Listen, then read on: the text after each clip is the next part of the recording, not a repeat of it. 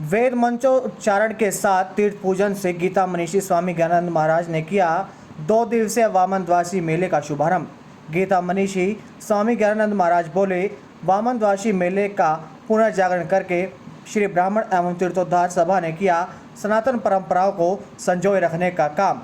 मेले के पहले दिन वामन पुराण कथा, क्रीड़ा एवं रंगोली प्रतियोगिता हुई आयोजित।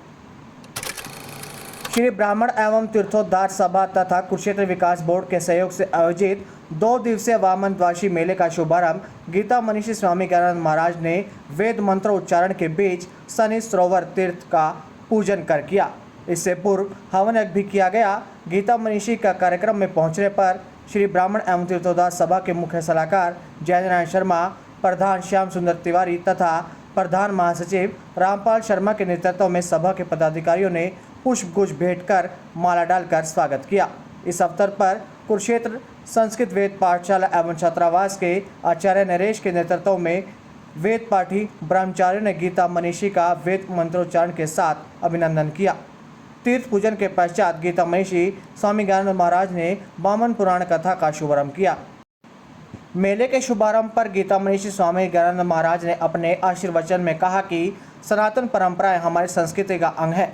श्री ब्राह्मण एवं तीर्थोद्धार सभा ने 2021 में 2 दशक से बंद पड़े वामन द्वादशी मेले का पुनर्जागरण करके सनातन परंपराएं संजोए रखने का जो कार्य किया है, उसके लिए सभा के पदाधिकारियों एवं सदस्य साधुवाद के पात्र हैं। अनुग्रह एक कृपा का ही रूप है। अनुग्रह और कृपा। मेरा नाम जय नारायण शर्मा, मुख्य सलाहकार श्री ब्राह्मण एवं तीर्थोद्धार सभा कुरुक्षेत्र। ये जो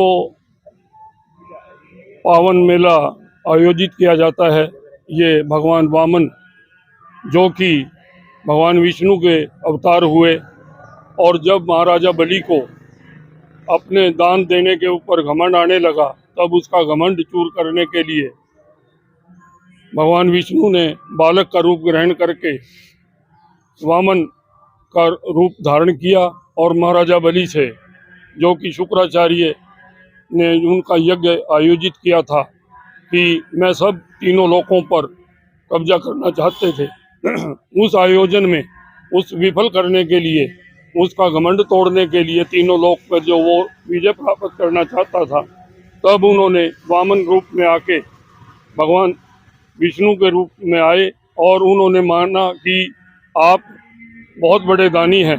तब बलि ने उनको कहा कि आप मांगिए। भगवान बालक का रूप में धारण थे, उन्होंने कहा ये बालक क्या मांगेगा। तब उन्होंने कहा कि मुझे तो 3 पग भूमि चाहिए।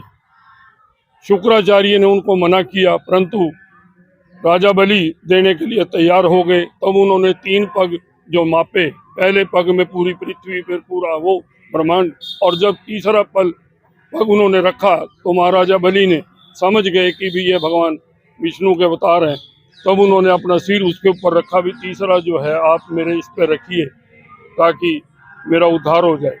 तब उन्होंने उसके पे रखा और उसको पाताल लोक में राजा बनाकर नीचे भेज दिया गया।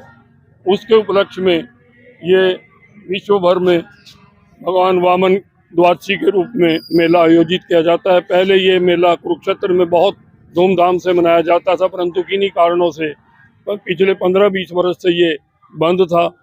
स्वामी ज्ञानानंद जी की महाराज की प्रेरणा से श्री ब्राह्मण एवं तीर्थोद्धार सभा ने इसे पुणे 4-5 साल पहले पुनर्जीवित किया और आज इसका 5वां वर्ष है जो हम इस मेले का आयोजन कर रहे हैं। इस मेले में श्री ब्राह्मण एवं तीर्थोद्धार सभा और समाज की अन्य सहयोगी संस्थाओं के साथ मिलके इस मेले का आयोजन करती है।